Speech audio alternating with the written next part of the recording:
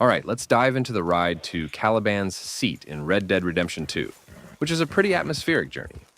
As you set out from the nearby town or camp, the environment immediately starts to pull you in. The world feels so alive. Birds chirping, the subtle rustling of the wind through the trees, and the faint creaking of your horse's saddle create this immersive vibe.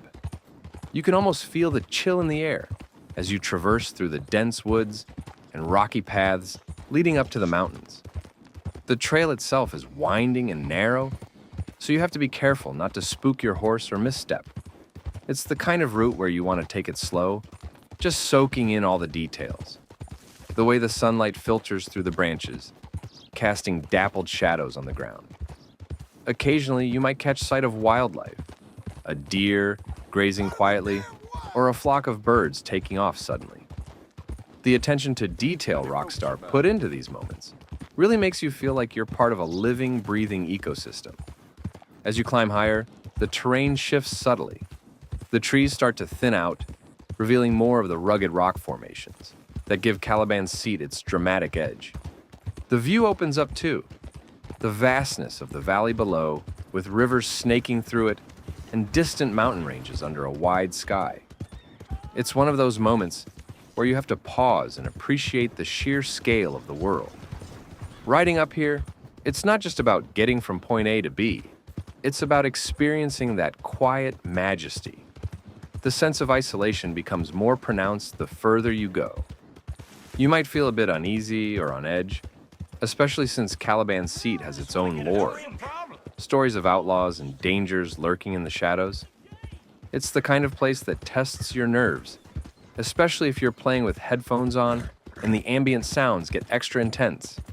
The creaks of the old wooden bridge you cross, or the crunch of gravel under hoof, can suddenly feel a little too loud, adding to the tension.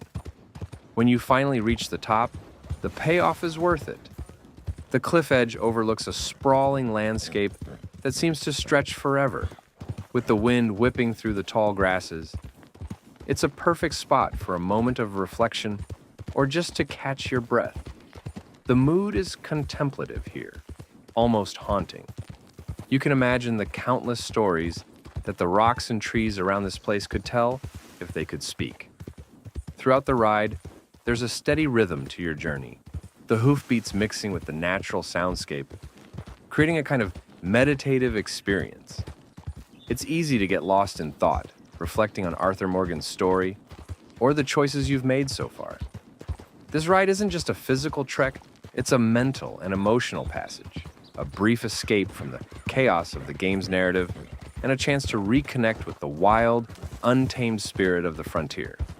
What's great about this section is that it feels like a small adventure all on its own. You're not just rushing through, you're invited to slow down and enjoy the scenery. Maybe even take a moment to fish or hunt if you want to. The interplay between the natural beauty and the game's darker themes makes it memorable. There's a quiet tension beneath the surface, a reminder that danger is never far away, even in the most breathtaking places. The lighting during the ride also plays a big role. Depending on the time of day, the mood can shift dramatically, from soft golden hues in the early morning to the deep blues and purples of dusk.